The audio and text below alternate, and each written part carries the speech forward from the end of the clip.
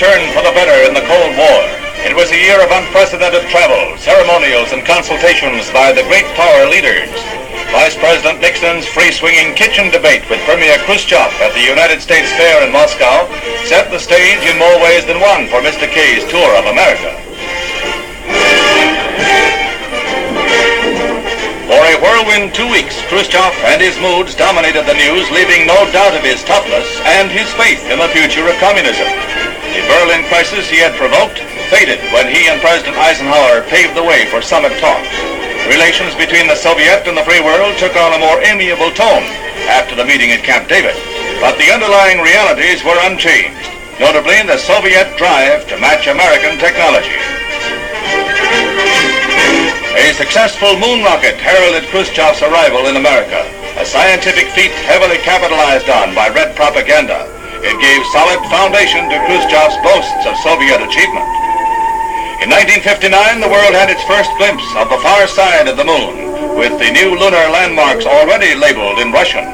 The second red moonshot, an even greater achievement than the first, came a little over a month later.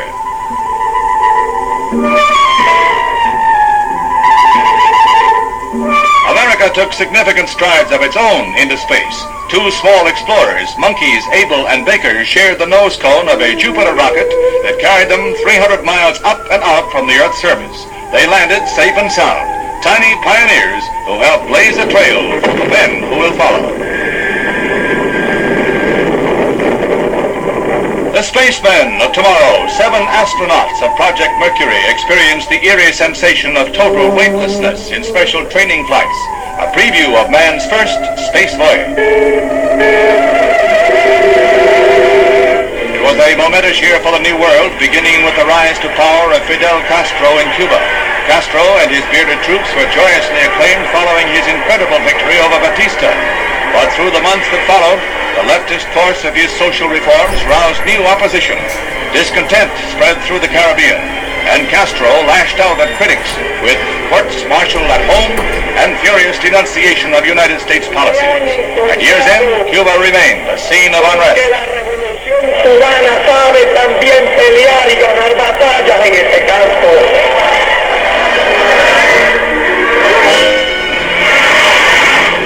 After decades of dreaming and planning, the St. Lawrence Seaway became a reality. In gala ceremonies, Queen Elizabeth and President Eisenhower officially opened the 2,400-mile link between deep water and the heart of the continent.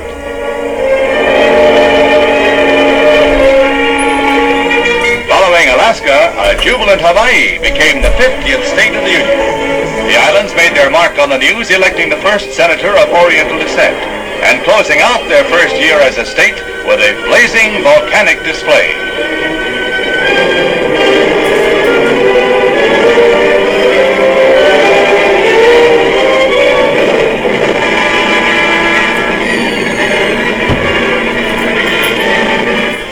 Romance and a fairy tale theme ran through the year. Prince Akihito of Japan married a commoner, Michiko Shoda, whom he met and wooed on a tennis court.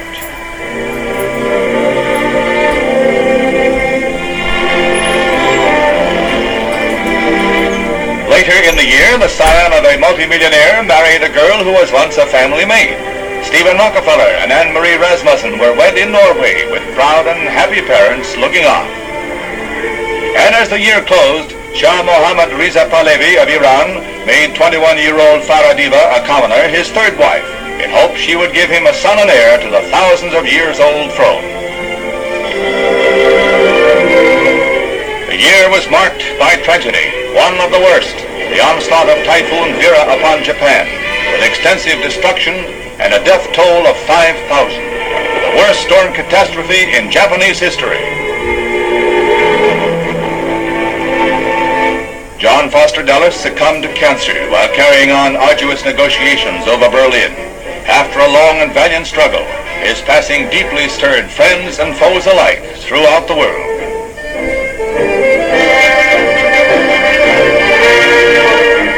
Communist action gave the lie to talk of peaceful coexistence.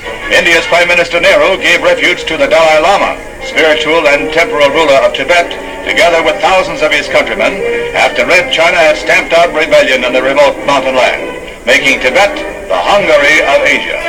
Nehru and India were further beset by Red Chinese claims to frontier territory, leading to armed clashes along the border.